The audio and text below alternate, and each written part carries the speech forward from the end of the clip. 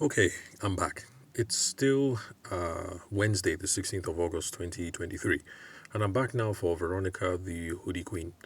Now, okay, so Billy and Veronica, they made a couple of submissions earlier in the day, and I responded to Bill the last time I was here, but I had to hop off because I had some other engagements, and so I'm now back to make some comments on submissions from Veronica, our Hoodie Queen.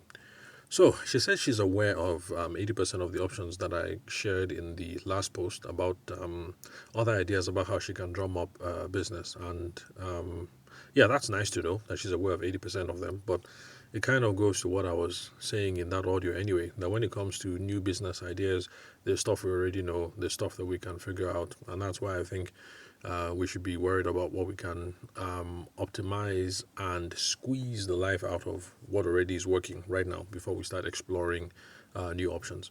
So she says she's been involved in a couple of them, but that politics has spoiled everything and that procurement is no longer ideal like it used to be back in the day. Well, she says that now procurement is about man, no man. And actually, insider politicking and this whole thing of man no man. Okay, let me see. Okay, I was trying to think of how to explain man no man because even though I'm making this for Veronica, the Hoodie Queen, I also want to share this on the podcast because I think our global audience, we have listeners in America, in the UK, in Germany. I find that one surprising because I just assume that in Germany you guys speak German, like you're not really an English speaking country. So I thought that some of the insights here would might be interesting or relevant to people in other countries. So man no man, that's this idea of insider connects or behind the scenes. You know someone who knows someone who can help you to facilitate things. Now, in the Nigerian experience, when they say man no man, sometimes it is background information, insider politicking, insider relationships. Sometimes it's above board, sometimes it's not. So the term is broad enough to encompass normal backdoor relationships where I know someone behind the scenes. But then it also includes situations where I know someone behind the scenes, and so I may have paid or bribed or negatively influenced some things behind the scenes. So, man, oh man, insider politicking, whatever it is that we call it, backdoor influencing, is precisely the kinds of problems that we run up against in business that sales skills can solve. The reason why sales skills and business development skills can solve this is because when we are trying to make a sale, especially when we're trying to sell into an organization or into a complex situation where there are lots of moving parts involved, you're not just talking to one person. You have to talk to multiple people to try and get things done. Like in the example that I gave a long time ago, where I was suggesting how Veronica, the Hoodie Queen, could sell her stuff to corporate organizations. Now, when you're trying to get into the corporate organization, you can't. There are lots of people that you're going to be engaged with in the process. Well, first of all, there's going to be the security guards because you have to get into the building in the first place. Let's see what else. The customer care people, the front desk people that you meet. Eventually, you're also going to relate to whoever is the okay, let me see. Okay, if you are selling the Ankara hoodies as things that they can give to their customers, then maybe you might be talking to the branch manager or the facilities manager, and then I'm sure there's also a procurement person. But you get the point that there are lots of people that you're going to have to meet, build relationships with, schmooze with, to try and get the deal done. It's not just going to be a matter of talking to only one person alone to get the thing done. So, for those of us in sales and business development, these are questions that we're constantly asking ourselves. Who is the important individual that I need to know in this building, in this organization, to get things done? Sometimes it's not just one individual, it might be two or three. We also have to figure out who are the gatekeepers because there are some people who control access to these individuals. So you want to talk to the facilities manager, you have to get through the facilities manager's secretary or get through their PA. Then we're also worried about how do you build relationships with these people the front desk officer, the customer service people, the PA of the community manager, the PA of the PA of the Oga of the branch, the head honcho of the branch or whatever. These are questions that we have to ask ourselves in regular sales situations. And so these kind of skills come in handy when we're trying to deal with situations where it looks like there's some insider politicking, some backdoor influencing going on. Those are the questions that we have to try and figure out. So we're in these situations and you're trying to do business above board and it looks like, okay, some people might have an insider here. So you have to try and figure out what's going on. Is everything above board? Is there a way that I can inject my own influence into the mix? These sorts of things. So sales skills absolutely help with these sorts of things. So Veronica, Hoodie Queen, do not be discouraged. I'm not sure if you're subscribed to the podcast since when we first got in touch was through the Smedan event. So subscribe to the podcast. These are the sorts of things that we discuss all the time. I'm sure eventually you're going to find tips and tricks and frameworks that will come in handy where it looks like you're trying to get a deal done. And it looks like there are some insider people going on. There's some man no man. There's some politicking. There's some lobbying in quote, as we call it in Nigeria, and all that stuff going on. So yes, in sales, we have to try and solve these problems every day. And remember that sales, or okay, well, I haven't said it on the group, but I've said it lots of times on the podcast. When we're talking about sales or trying to achieve our goals through sales and business development principles, it's not about convincing people to try and do stuff.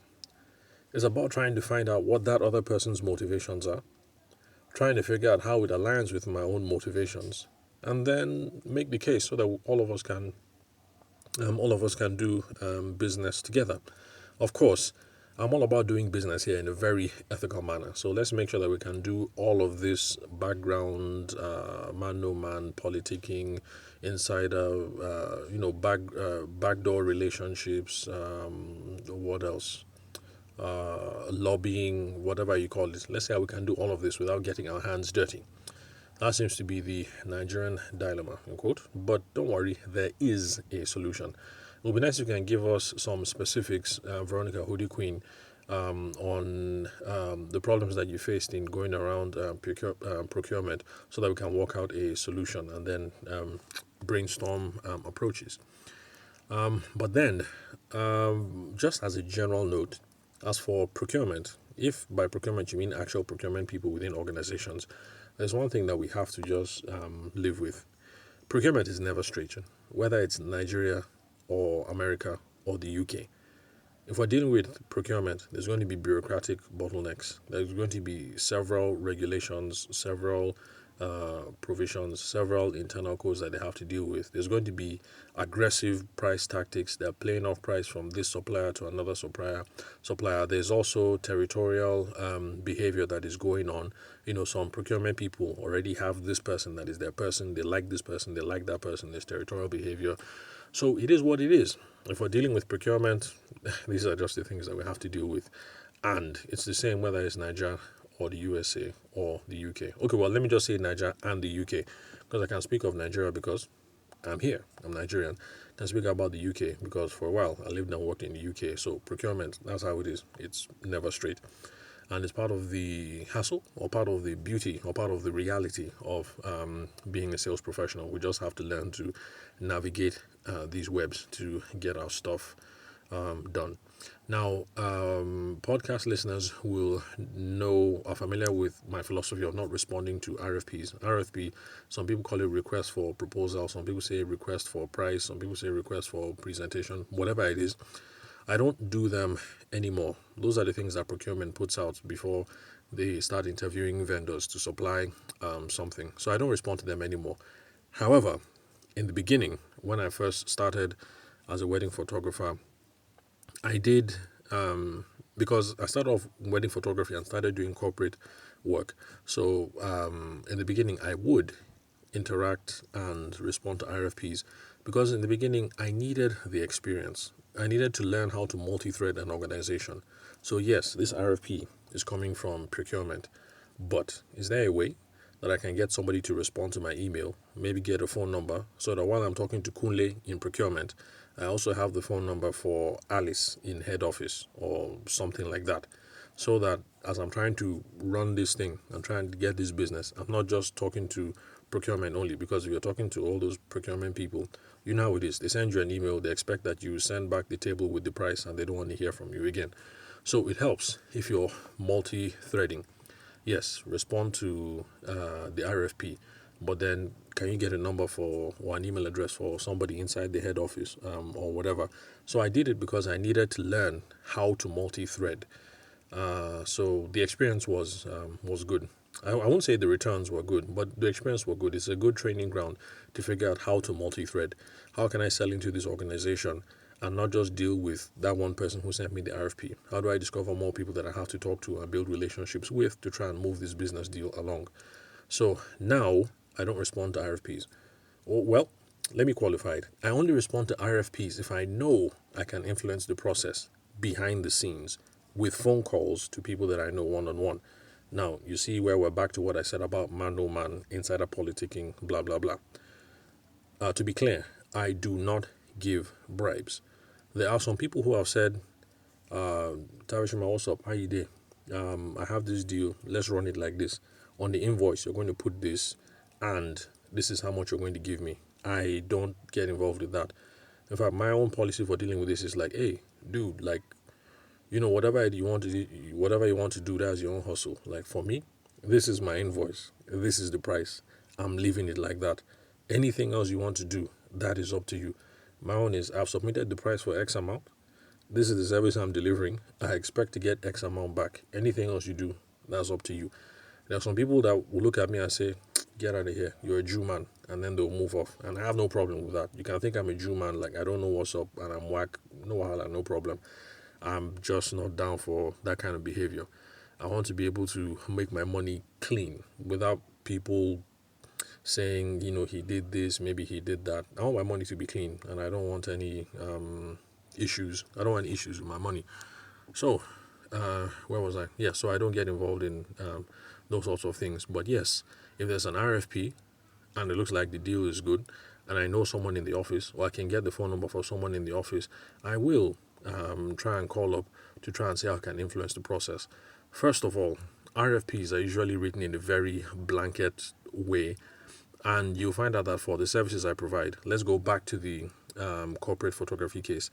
It's different. You can't just take an RFP template that was built for providing office supplies or IT consulting and then apply that to a photographer. So really, actually, I need to pick up the phone and call someone and say, hey, Madam Alice, how you doing? And how's the fam? I beg, about this RFP, your people just sent it to me on Monday. I've looked through it and this thing doesn't make sense, because this is video services you people need. But then in this template, it's saying like this, like this, like this, and that doesn't jive. It doesn't blend. This is video. We have to look at it from this angle. We have to look at it from this angle. So I beg, who is on the committee? You guys need to rework this RFP. This thing is not making sense. It's not going to work for this. It's not going to work for this bid. If I can make that phone call, then yeah, sure, I'll respond to the RFP, because now I stand a shot. There's someone I know on the inside. I can influence the process. I can make sure that the RFP gets tidied up to make sense. So yeah, that kind of RFP, I'll respond. But the people just send in requests for price. I'm not just going to prepare a schedule with prices and then send them back. I'm not going to do that. Okay, over 10 minutes, so let me just rush through quickly. So yes, she says Instagram, she recognized that it works in its own ways and that it's for community building. She acknowledges that, but she says she's gotten some good business from Instagram, and that's really nice. I'm happy to hear that. And that she's also gotten business from WhatsApp status. That's good. So it's good that you've gotten customers from Instagram, Veronica Hoodie Queen. But the thing is this, now that you know that Instagram is most effective as a community building tool, then you should also be looking for ways to enhance a community or build some sort of community there, because actually will grow your sales. Because think about it. Let's say lots of people bought from you last year. Maybe 20 people bought from you last year, 20, 30, 40. However, imagine what your business will look like if you're able to get this community strategy thing going on LinkedIn. Sorry, not LinkedIn. Where was I? Instagram. Yes, on Instagram. And then maybe 20% of the people, 10% of the people, maybe 30% of the people who bought from you last year, they buy again.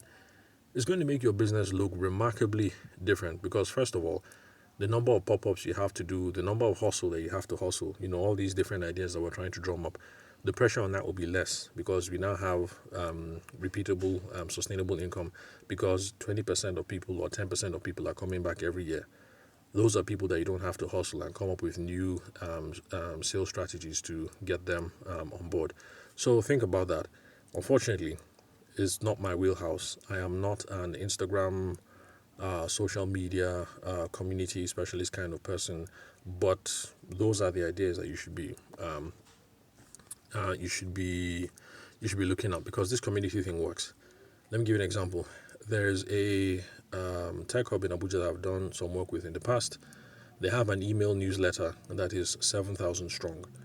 And because I've always wondered, every time they hold an event, they sell out, as in sharp, really quickly.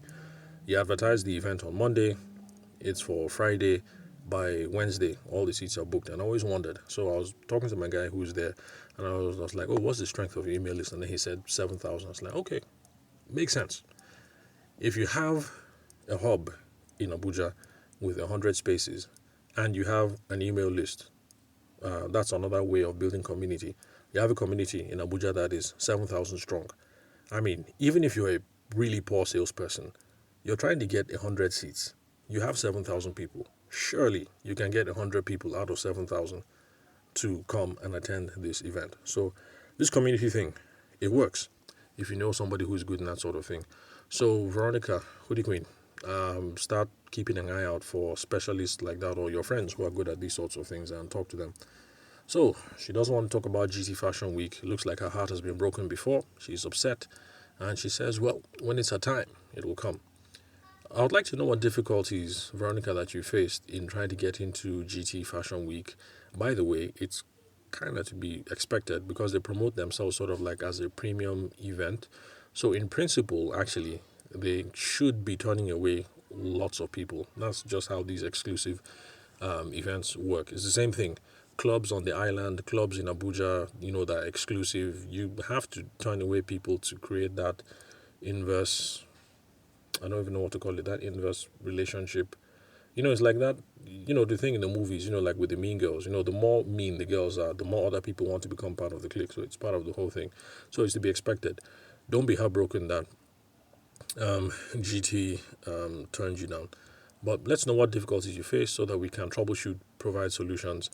And the whole thing of waiting on your turn, it's not quite a good strategy. Yes, we recognize that God is in control of everything. Yes, God is in control of everything. We can't deny that. But if it's worth it, let's give it a crack. Let's see how you can get in. Okay, then she corrected me. Her pop-up ads are on the Instagram page. Okay, sorry about that. I guess I didn't scroll through a lot. Well, then again, remember, I only looked at your Instagram handle after the this meet-and event, and I think that was maybe 2 or 3 months ago. Then she says that being listed on online platforms like Konga and Jumia have funny terms and conditions, and she also does giveaways. Let's see, what else? Sorry, forgive me, I'm scrolling through this right now. Okay, yes. So I would like to know what the objectionable terms are for dealing with online sites like Konga and Jumia, because I did a brief search and it looks like your compatriots are doing okay on Jumia. Sorry, not Jumia. I checked Konga. Yes, I only checked Konga. I didn't check Jumia. So on Konga, we have some Ankara fashion suppliers that are on Konga, so you can check them out. I won't be surprised if you already know them because a lot of them seem to be Lagos people and you're Lagos based. So there's Lamod. Is it Lamode or Lamode? Okay, well, I'm not sure what it is. It could be Lamode by Dorcas or it could be Lamode. Okay, maybe Lamode. Let's just go with Lamode. Maybe it's not a Yoruba name. So Lamode by Dorcas, Lagos based. So they sell Ankara dresses, they sell shirts and tops and accessories. Then there's also Adorable Ankara Lagos. Sorry, Adorable Ankara. They're also Lagos based.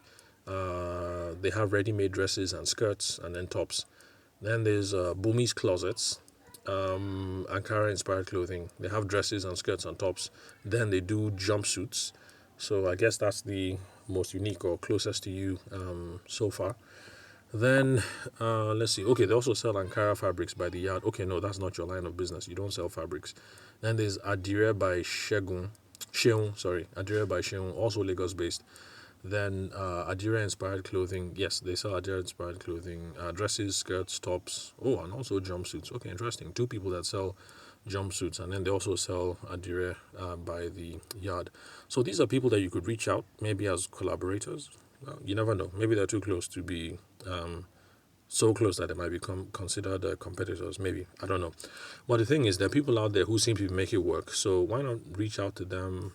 Maybe you guys are in similar WhatsApp groups or trade associations or whatever, and see how they get around the funny terms that you don't like on Konga and Jumia. But it'll be nice to know what the terms are. It looks like people are dealing with the terms so far, because I just did one search and I've come up with about 3 or 4 people who seem to be doing business there. Then she says that personal pop-ups are still the mega hits, and truth of the matter is, I already suspected that the pop-up is the main, is the mega hit, is the thing that's bringing in business for you. That's why from the beginning, my focus has always been, okay, these pop-ups you're organizing, how can we optimize what's going on here? How can we squeeze the life and squeeze the revenue out of what we've got going on here? Because organizing pop-ups, or whatever it is you call that people call them, because Billy was asking if they're called I can't remember the term he used, but the thing is they have different names. These things are hard to organize. So for you to keep organizing these things and be doing it year over year, I already figured out that, man, this thing is profitable, because a lot of time goes into it. And think about the expense. You're going to be in London next month. You're talking about Houston later in the year. You've done Benin, you've done Abuja. There's a lot of running around. So I know that that ish must be profitable. If not, you wouldn't be doing it. That's why I've been talking about optimizing.